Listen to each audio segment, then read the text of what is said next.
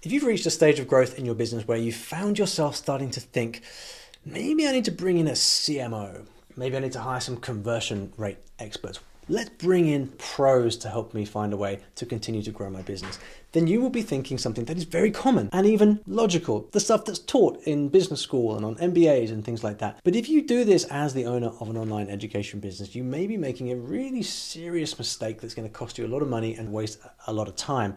And I want to talk you through my thinking behind this in this video. In case you don't know me, my name's Olly. I'm the founder of Story Learning. It's a multi-million-dollar online education business. I'm also a mentor and advisor to other online education entrepreneurs. I've been through many phases of growth in my businesses, and I've worked with a lot of people at this similar inflection point. And the thing that usually characterizes these businesses are they're fairly established. They're at least seven figures. They're probably somewhere between the 1 to 5 million in revenue range. You've been doing things a certain way. That's started to plateau out.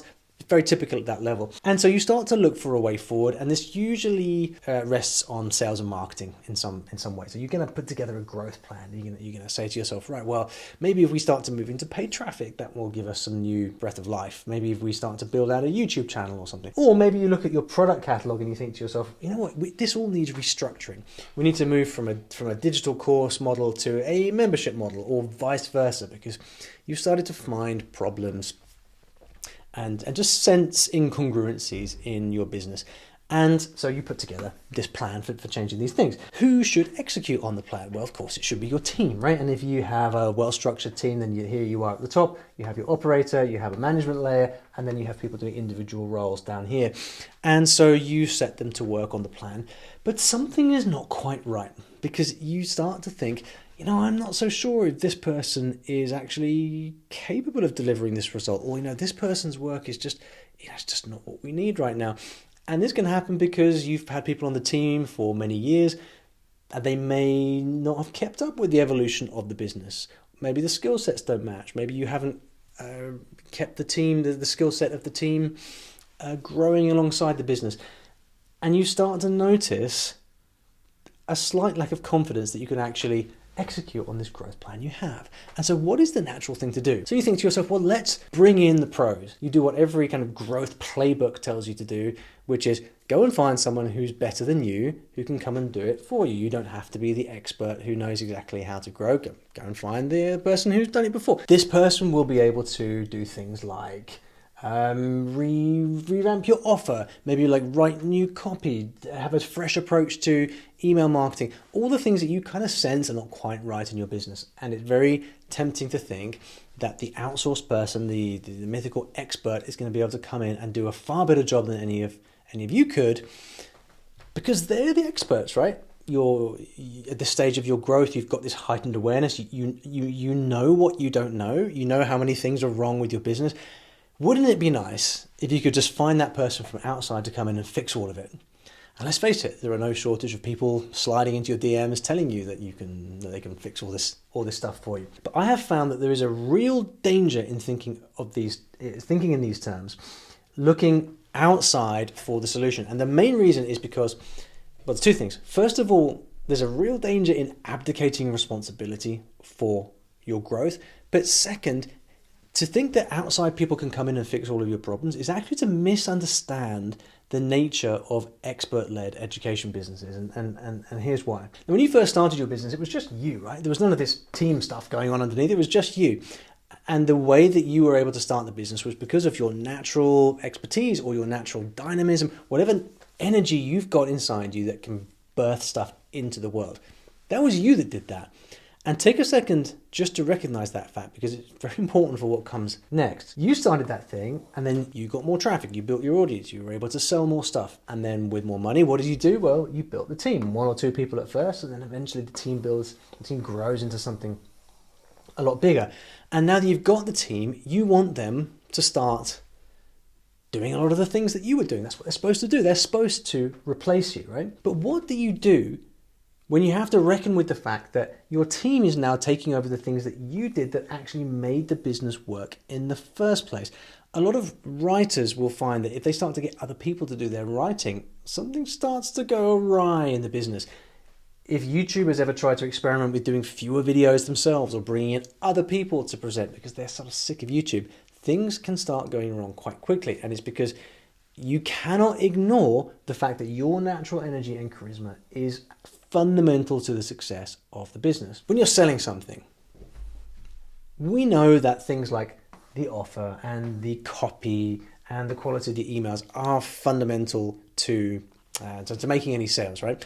And if you pay any attention to copywriters, direct response marketers, they will tell you that if you just keep improving these things, then the sales will improve, the conversion rate will improve exponentially. But if you've ever spent any time working with CRO people or expert copywriters as an education business, you'll realize there is a hard limit to what continuing to tweak these things can do. The brutal truth of the matter is that your personality, your natural charisma, your natural expertise as the founder accounts for almost all of your audience's willingness to buy.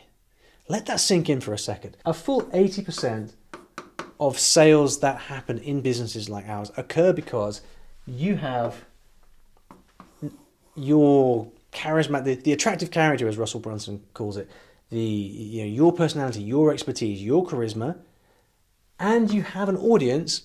And when the audience thinks, hey, should I buy this thing or not? They are thinking, do I like this person or not? Do I feel some sense of obligation to repay them for the amount that they've helped me over the years with all their free content? And that accounts for the main reason that people buy from you. If you change the headline on the sales page, theory will tell you, yes, that should make a big difference to conversion. But guess what? Often for businesses like ours, it doesn't make the blindest bit of difference because that's not the thing that's influencing them to buy. The copy on the sales page, the quality of the emails, does it matter? Somewhat. What matters far more is the relationship the audience has with you. And so, if you start to bring in people from the outside, they are going to start to look at exactly those things, right? They're going to start to look at the conversion rate on the sales page, the copy in the emails, the layout of the checkout page, the cart, and all these little things, which in theory, in most faceless corporate direct response businesses will make a huge difference. But they don't in your case because that's not the reason that people are buying. And so to try to outsource the responsibility for growth of your business to experts like this can break down and cause you problems because of a few different factors. First up, we've got high fees. Now, if you're looking for a CMO who has like legitimate industry experience and a great track record, they're charging you hundreds of thousands a year, plus bonuses, plus benefits. Conversion rate optimization specialists can easily charge you 20, 30 grand a month and up. And these people have very real value to the right kind of business. But for education businesses like ours, when you look at your annual budget, these fees burn a massive, great hole in your P&L. And so there is a very real implication for getting this wrong. So that's just like for starters. But the monthly billing or the monthly cadence of a salary or an agency is a real structural problem when it comes to getting results. Because in this dynamic, as the business, you have no guarantee that you will get results or not. When you are hiring, when you're making a massive hire, there is a huge execution risk as to whether or not they're able to get you the results. And expensive agencies can take 1 month to get statistically significant results from the test, or 6 months. Like, you bear the responsibility for that because the agency, they're getting paid monthly come what may. And this for me creates a fundamental structural problem in the way that businesses and agencies work together. And that time on testing thing that I just mentioned is a big deal. If you've got 1 million visits a month, 10 million visits a month to your website, you can run a lot of tests and get good quality results very fast. But where a lot of businesses get into trouble when they hire these people with high monthly fees is that you can set up a great test to, I don't know, maybe split test your email sequence or whatever. But if you've got a low volume of traffic moving through that asset, then it can take you 3, 6, 9, 12 months to actually get results. This is especially true when you do things like price testing or sales testing, because you need such a high volume of actual sales, actual customers coming through, that it can take a really, really long time to get those results. And that, again, creates a fundamental problem when you're working on this monthly billing cycle. There's only one party who ends up with the cash at the end of the day.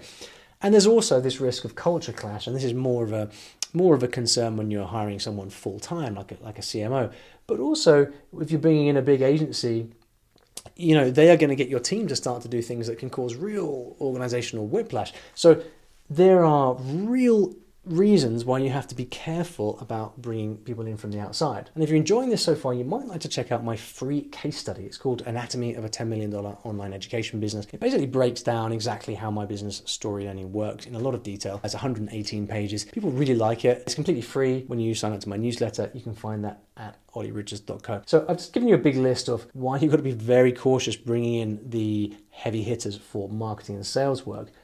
But the fundamental problem is still this, which is that if you are a personality-based niche education business, there's a limit to the amount of influence these people can actually have. And we've had this before, where we've had some of the best people in the world come in to work on our business who have got incredible results for much larger companies, in different types of companies, I should say.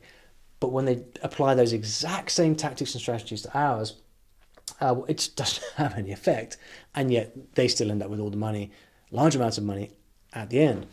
And so when it comes to a growth project, so let's say you've got this growth project in your business that you want to do, and you find yourself tempted to bring people in from the outside, maybe because you're not 100% satisfied with the quality of the work that your team is doing, maybe because you're slightly burnt out and tired yourself and you really can't face the prospect of a huge piece of work like that.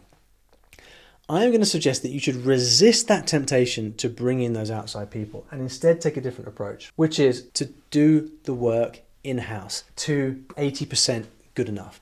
Because even if it's not perfect, even if you don't like the copy on the sales page, the emails aren't as good as you'd like them to be, still you're going to get the lion's share of the results for all the reasons we spoke about earlier. So I think it's okay to embrace the imperfection slightly and get it done in-house, because you're going to save yourself huge amounts of money.